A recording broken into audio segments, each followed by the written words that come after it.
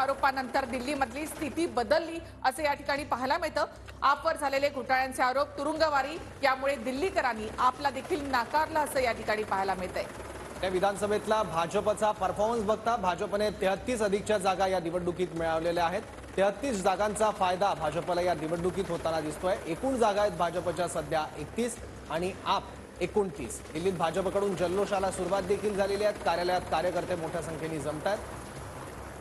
त्या भ्रष्टाचार मुक्त शासन आणि पारदर्शी कारभार हेच आश्वासन देऊन आपने 2 वेळा या ठिकाणी स्वबळावर सत्ता स्थापन केली होती, मात्र तिसऱ्यांदा त्यामध्ये आपला यश आलेलं नाही आणि घोटाळ्यांचे झालेले आरोप हे कुठेतरी आपला भारी पडलेत आणि त्यामुळे आप 29 जागांवर या ठिकाणी थांबले। तर भाजप या ठिकाणी पहिल्यांदाच 33 जागा अधिकच्या मिळवून दिल्लीमध्ये सत्तेत येताना पाहायला मिळते।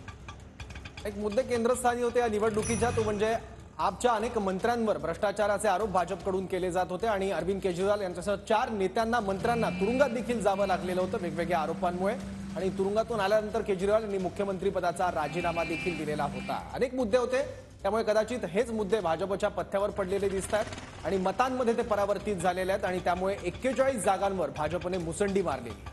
नक्कीच आणि भ्रष्टाचाराच्या आरोपानंतर आप कुठेतरी डिफेन्सिव्ह मोडमध्ये सुद्धा होती। केजरीवालांकडून शेवटच्या टप्प्यामध्ये जो प्रचार झाला त्याचा देखील परिणाम या मतदानावर झालेला पाहायला मिळतो। आपच्या सत्तेला भाजपकडून सुरुंग लागलेला आहे। कलानुसार 27 वर्षानंतर दिल्लीत भाजपचं कमळ फुलणार आहे। 1993च्या निवडणुकीत 49 जागांसह भाजपने दिल्लीची सत्ता काबीज केली होती आणि त्यानंतर सुषमा स्वराज यांना पहिल्यांदा मुख्यमंत्री केलं होतं आणि 3 मुख्यमंत्री भाजपचे त्यानंतर झालेले होते। त्यानंतर 27 वर्षानंतर भाजपचा वनवास आता संपताना दिसतोय।